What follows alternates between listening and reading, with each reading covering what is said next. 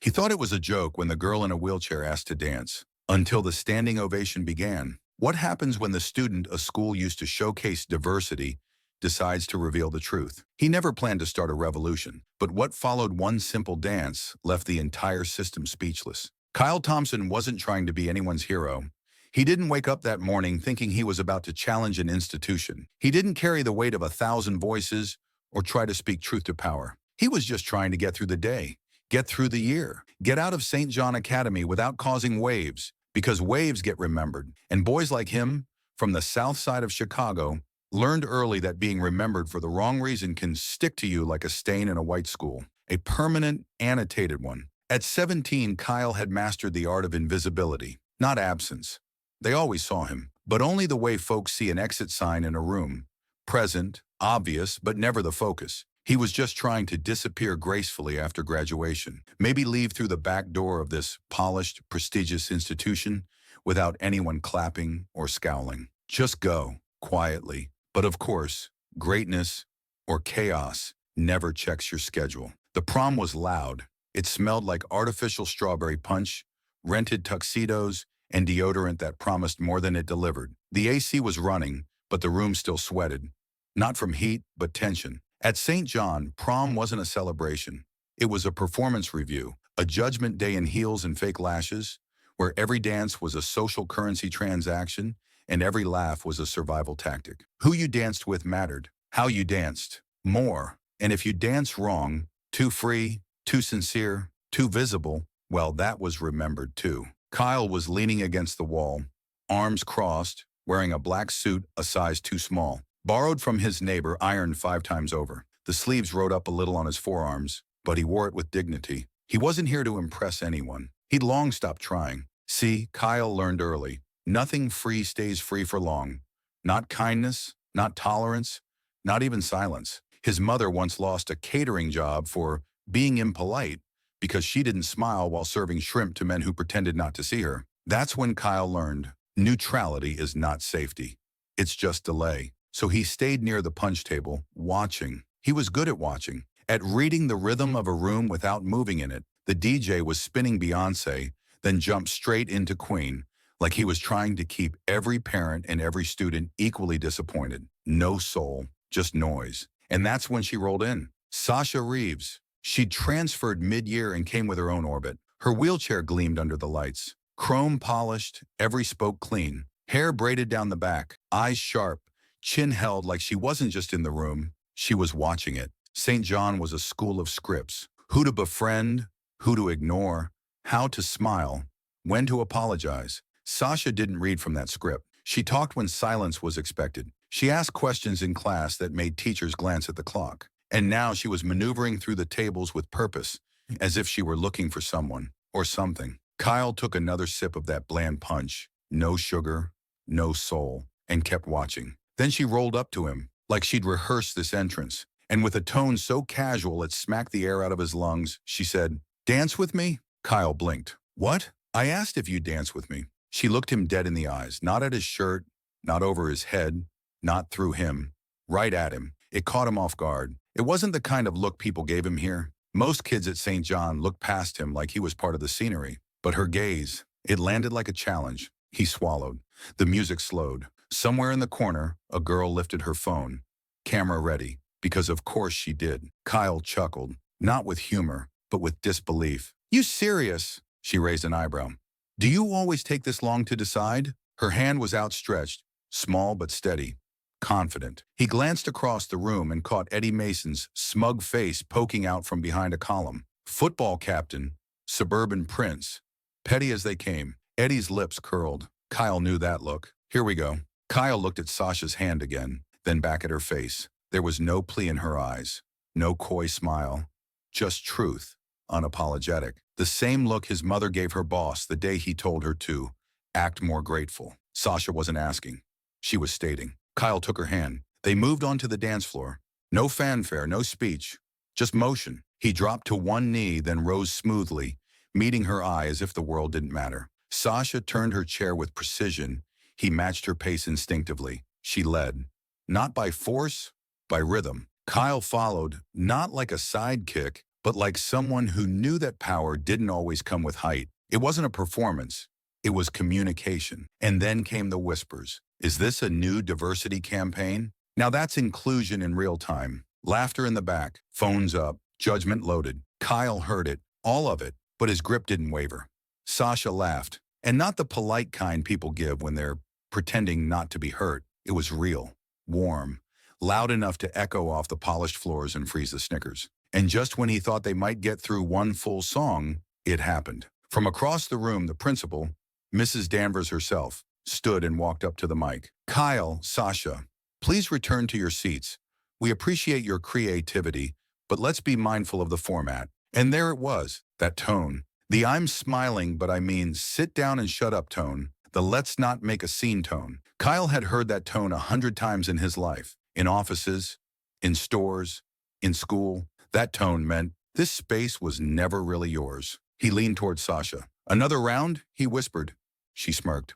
Always. He raised her hand, slowly, purposefully, and they kept dancing. That's when the applause started. Not a cheer, not a chant, just one clap, then another, then a ripple. Then the room rose to its feet, some stunned, some shaken, most silent. They weren't clapping because it was a great dance. They were clapping because it was truth. Because in a room designed to suppress authenticity, these two refused to shrink. They weren't supposed to exist like this. Proud, visible, together. Too real to ignore. And suddenly Kyle Thompson, who wasn't trying to be a hero, found himself exactly where heroes always end up. Center stage, unplanned, uninvited, unmistakably necessary. The morning after the dance clung to the air, not with humidity, but with that other kind of heaviness. The kind you feel walking through a hallway when the eyes on your back start crawling under your skin before you've even made it 10 steps. That sticky silence that isn't really silent at all. It breathes, it judges, it confirms that something happened, and nobody wants to say it out loud. Kyle walked into school knowing he wasn't walking into the same place he'd left last night. No one said a word to him directly, but that was the trick. There was nothing louder than the absence of words when everyone is watching. He'd once just been the scholarship kid, a label whispered behind polite smiles. Now he was the kid who flipped prom on its head, who made administrators whisper harder and students look longer. He hadn't broken a rule. No, it was worse. He'd violated an unspoken agreement. He'd been seen. And that, in places like St. John Academy, was an offense they don't write down, but always punish. Sasha was nowhere in sight. Her absence gnawed at him more than he expected, because Kyle knew, too well, that in buildings built on image, courage always came with a cost. And when someone challenges the comfort of the institution, it rarely knocks once.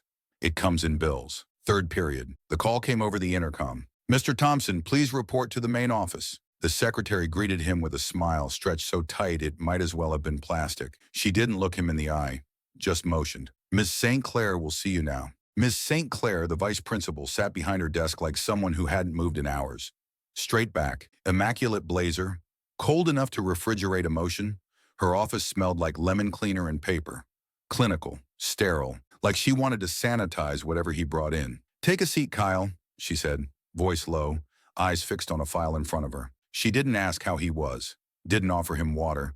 She was there to deliver a message, not a conversation. We've received several phone calls from parents, she said, lifting one page from the folder like she was unveiling evidence in a courtroom. And a few notes of concern from faculty. Kyle's eyebrow arched. About a dance? Her lips tightened. About behavior, she corrected. Your involvement in an unsanctioned display that caused emotional discomfort to some students. The use of public space to exhibit, how was it phrased, personal identity in a way that disrupted the formal atmosphere. That's the phrasing. He almost laughed. Personal identity? Was that what they were calling existence now? And, he asked, voice flat but steady. She folded her hands, her favorite gesture, like she was constructing a temple of authority right there on her desk. The decision has been made to suspend your participation in all extracurricular activities for the remainder of the semester. The words hit him like a hard wind. Not loud, just steady, just enough to knock breath out of you before you even realize it. That meant no robotics team, no mentor letter from Coach Liddell, no trip to MIT's Spring Innovation Lab, the one he'd spent 2 years preparing for. All his code, his planning, his weekends of staying up while his classmates partied, gone. On what ground? He asked.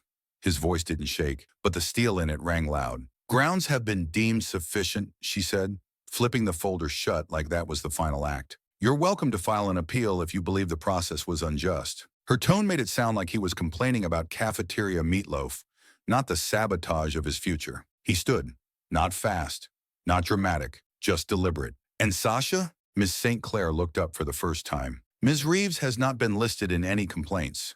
Her involvement is considered incidental." Of course it was. No support, no recognition, just enough detachment to protect the institution and wash their hands of responsibility. He walked out of that office not like someone angry, but like someone who just had a truth confirmed. One he already knew, that when a system sees you as a crack in their polished floor, their first instinct is to seal you over. Near the gym, he ran into Eddie Mason, seated on a bench with his usual entourage, that smug grin already forming, like he'd been waiting for this scene all morning. "Well, if it ain't the prom performer himself," Eddie said without rising. "What's the next show going to be?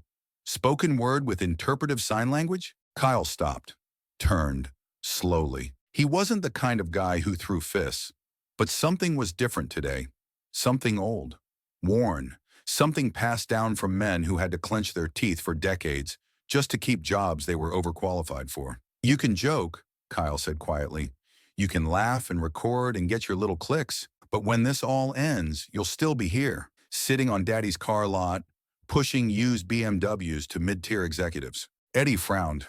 His crew stopped chuckling. "And me?" Kyle continued. "I'll leave here with something real, with memory, with fire. Your background noise. I'm the damn plot." Eddie stood. His voice stiffened, but Kyle was already walking away. Because that anger, it wasn't for the hallway. It wasn't for the fists. It was for the work. He found Sasha under the tree in the school courtyard, tablet in hand. Her expression was focused, unshaken. On the screen were images, screenshots, emails, video stills, receipts. "You too?" he asked. She nodded. "Suspended," she said, not surprised. "But I've been asking myself something. What if I put this all together? Everything I've collected since I arrived. Comments, emails, grading patterns. The time someone marked me as absent in a class I sat through. You know what they called us in a report?" He raised a brow. "Visual diversity." That's what it said. We were categorized as part of the school's image strategy.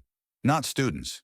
Features. Kyle sat beside her. There was no pity in him anymore. Just a sharpening clarity. His resistance was transforming into strategy. His anger had structure now. "You know what we do," he said. Sasha looked up. "We stop reacting, and we start showing." She paused. "You want war?" He didn't blink. "I want truth, and if that brings the war, then I'm ready." The morning after their website launched, the halls of St. John Academy were wearing silence like shrouds. No ordinary hush, but a grave quiet that doesn't just settle, it smothers. It wasn't the usual pre-bell calm before a class. This was the kind of silence that warns of storms, the kind that fills rooms during crisis meetings held behind closed doors. And sure enough, behind the director's office, a crisis council had gathered. The principal, the school's legal advisor, a representative from the district's press office, and 2 members of the parent committee, each looking more pinned down than a portrait under glass, as if someone had hammered nails under their seats to keep them upright. The reason? A website. The site Kyle and Sasha built shot into the digital sky like a bullet fired on stage. Impossible to ignore once seen. 3,000 visits in one night. But it wasn't the clickbait of slogans. It was raw evidence. Screenshots of internal grade reports marking students on scholarship by race, video segments from prom night, transcripts of meetings where faculty discussed how to appropriately manage grant students' behavior, quotes from teachers, and even audio notes from supervisory sessions. All of it laid bare. Everything was there. Meanwhile, Sasha sat by the library entrance in her wheelchair, her focus pinned on the phone in her hand, headlines glowing on the screen. "Elite school students expose institutional discrimination," complete with their faces front and center. Kyle standing, Sasha seated, but there was no confusion about who was powering the narrative. And Kyle moved through the corridor like someone navigating a minefield, but not weighed down by fear. Instead, he carried a new kind of weight, resolve. He no longer cared what whispers trailed after him or whose cell phone cameras followed. What mattered now was clarity. Truth felt heavy, but also steady. It fortified him as he entered Principal Holden's office, like someone walking into a courtroom prepared to testify. "You wanted to talk?" she asked, not lifting her eyes from the paperwork in front of her. No, I came to say something, Kyle replied, seating himself before she could formally gesture. We will not remove a single thing from that site, and if you attempt to erase it, we have backups and support from the ACLU. There was a faint shudder behind her mask of composure. The acronym American Civil Liberties Union isn't whispered by institutions that believe they stand untouchable. Principal Holden tried to soften her tone, leaning into disappointment mixed with authority. Kyle, this could affect your future. He gave a small, knowing smile. It already is affecting it, he said. Not because of what I did wrong, because I was too black for your publications and too real for your window dressing. The silence in the office thickened, hanging there like steam after a strike. This was no longer merely about disciplinary action. It had become confession without contrition. While panic surged behind office doors, something extraordinary happened in the auditorium. Students began to gather. Not summoned, not organized through official channels. They came together spontaneously. One brought speakers. Another grabbed a microphone. Marcus, a classmate from another grade whose father was a senator, stepped forward, not to play savior, but to speak truth. I was silent because it was easy, he said, voice steady. Now silence isn't comfortable for me anymore. One by one, others took the stage. An Asian student from math club, a Latino performer from drama club. Again, no banners, no slogans, no forced theatrics. Just students with voices tired of quiet, real, raw, alive. Kyle stood in the back, not asking for revolution. He was only asking for accountability. But as he watched student after student deliver truth without apology, he understood. This wasn't about him anymore. This was about a system that had taught silence as a commodity. He walked forward and took the microphone. I am not a saint, he began, and I am not your leader. I'm just the guy who wanted to dance without being penalized.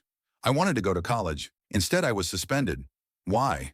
Because I reminded you that black people have dignity and that people in chairs have a voice. The silence that followed wasn't dead, it was alive. A silence filled with impact, the kind where words land harder than a shout. And you, those of you who hang portraits of successful graduates and erect statues of wisdom, you fear not us. You fear having to explain to your kids why your archives contain almost no faces that look like mine. He didn't wait for applause. He just turned and walked away. That same evening, his father's number flashed on his phone. What's going on over there? His father asked, voice low and gravelly. It's just truth, Dad. A pause, then. I see it. I'm proud. But be cautious. When you corner a system, it can bite back. Kyle knew this instinctively, not just from fear, but from experience. Because the next morning, in his inbox was an email that officially named him a potential threat to school safety. A threat. A threat for dancing with a student in a wheelchair. He allowed himself a cold smile. He forwarded the notice to his attorney,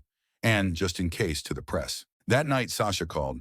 You ready for the next move? Yes. He paused, then asked. And you? I was born ready, she replied. They uploaded one more folder of documents, internal audits showing how the school categorized diversity funding targets and listed names like entries in a marketing spreadsheet. They included Kyle, his GPA, his family name, even his appearance, turned into bullet points in a quarterly diversity pitch deck. They didn't just expose hypocrisy, they exposed commerce masquerading as inclusion. By the third day, Principal Holden submitted her resignation quietly. No press release, no tearful farewell, just an email. The school board announced that an independent review committee would be convened, and then a message that turned the entire story upside down. An acceptance letter from MIT. The final line in the letter came from the engineering department chair. You are not a candidate, you are an initiator. We are proud to have you. A week later, Sasha flew out for an internship in Europe. They met once more, beneath the shade of a city park tree. You think it's over? He asked, watching pigeons hover around scattered leaves. She smiled, steady and certain.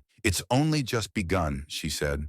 Now we know, for sure, that if you dance with your head held high, people will trip over themselves trying to take you down. But that means you're moving forward. Friday started with that familiar line, the kind that always signaled some bureaucratic nonsense was about to unfold. This morning, we'll be having an unscheduled all-school assembly. Mrs. Hayward's voice crackled through the PA system, sharp and lemon sour, like someone squeezed citrus into a spreadsheet. All students are required to attend, no exceptions. When they say no exceptions, you know whatever's about to happen ain't no casual affair. By mid-morning, the auditorium was packed. Teachers pressed against the walls like wallpaper, the janitor peeking in from the service door, even the school photographer, who had been on an unannounced sabbatical since the scandal, showed up with his lens polished. On stage stood Principal Holden, clad in a severe suit. Everything about her, from her posture to her pearls, screaming corporate damage control. She looked less like an educator and more like the anchor of a funeral broadcast. "We are gathered here today to begin the process of restoring trust," she began, in that rehearsed tone administrators reserve for lawsuits and policy failures, "to address what has occurred and take steps toward healing." Kyle leaned against the back wall, arms folded, face unreadable. Next to him, Sasha sat in her chair, her wheels twitching slightly every few seconds. Not from nerves, but from the electric static hanging in the air. That kind of tension you feel in your bones, not your skin. They both knew what this was. A performance, a pivot, an attempt to shrink them down into a teachable moment, to rebrand their defiance as dialogue and their anger as complexity. But they weren't having it. "We've invited an independent facilitator," Holden continued. "Professor James Ellison, an expert in educational conflict resolution." A voice rang out from the audience, clear, firm, not a student. "And who exactly did you invite from the community you discriminated against?" Heads turned. It was Mrs. Rosemary, the same Mrs. Rosemary who'd filed a complaint 6 months ago when her son was suspended for disruptive tone. The same complaint the administration claimed had been misfiled. She was standing now, hands folded, eyes steady. Beside her, 3 more parents rose, then 5, then an entire row. Principal Holden faltered. Her speech papers rustled slightly, and then Kyle stepped forward. "You want a dialogue?" he said, voice even but cutting through the room like a blade. "Fine, then let me tell you what your version of healing looks like from where we sit." He held up papers. No fancy screens, no phones, just paper, like grown folk do when they're not bluffing. "Here's your admissions breakdown. 97% white, 2% black, 1% listed as other, and yet your website boasts a proud tradition of racial diversity." He turned to a second page. "Here's an internal memo. I'm listed as a PR asset. My family described as a model of progressive stability. My mother, a nurse, reduced to a bullet point in your grant applications." Then a third. "Here's a video. Our prom, our dance, laughter in the background, silence from your staff. One of your inclusive educators pulled me aside after and said, and I quote, 'Be careful, Thompson. You already stand out enough.'" He looked at the crowd. The same faces that avoided eye contact last week were now riveted. "I don't want your staged apologies. I want a system where a black kid dancing with a girl in a wheelchair doesn't need to be a headline. I want a school where my joy doesn't get flagged as a security concern." For a moment, you could have heard a thread drop on the hardwood, but then something unexpected happened. A man in the third row stood up, elderly, tall, with the quiet authority of someone who once held a classroom together through sheer will. Mr. Lewis, the history teacher who retired early after administration suggested he ease off the Reconstruction era in his lectures. He walked slowly to the stage. The microphone found him. "I taught in these halls for over 30 years, he began, his voice deep with time. "And for 30 years I was told to lighten the load, to be neutral, to not make students uncomfortable." He turned to Kyle. "This young man did what we older folks didn't dare." He held up a mirror. "Now the only question is, who's brave enough to look?" Then he turned back to the crowd. "If you're ready to look in that mirror, stand up." 1 second, 2, nothing. Then a shuffle. A girl in the front row rose. Then 2 more. Then 10. Then entire rows. No cheering. No slogans. Just the sound of feet and the silence of truth settling like dust after demolition. Holden stood there, stiff, like the captain of a ship that just realized the crew had voted her off deck. By the following Monday, Principal Holden had submitted her resignation. No press release. No staged thank you party. Just a line in the morning announcements. Effective immediately, Mrs. Holden will be stepping down. An internal investigation launched within hours. The school board posted an open letter admitting systemic oversights. Local media flooded the scene. Kyle and Sasha's story was featured in Teen Vogue, then The Atlantic, and, humorously enough, even a suburban parent magazine that typically runs pieces like "How to Get Your Kids to Eat Broccoli." Sasha left for London the next week to attend an inclusive leadership program. Before boarding her flight, she and Kyle sat on a park bench beneath a giant oak, watching the city breathe. "Did you ever think one dance could change so much?" Kyle asked, shaking his head. "You didn't dance," Sasha said with a smile. "You testified. We both did." Kyle stayed behind. Graduated with top honors. No community spirit medal, no stage handshake photos, but with something heavier, respect from people who once dismissed him as too sharp. He became a mentor, especially for students who didn't blend into the background, who asked hard questions, who didn't check the boxes quietly. He no longer wore borrowed suits to school events. He showed up in jeans and a t-shirt that read, "I don't ask to be seen. I refuse to be hidden," the phrase that started it all. At the school's Hall of Excellence, a gallery once reserved for valedictorians and ivy-bound lacrosse captains, a new frame appeared 1 month later. A photo, Kyle kneeling, Sasha mid-spin in her chair, the light catching both their faces just right. Beneath it, one line, "Just a dance, but now, history," and no one ever dared take it down again.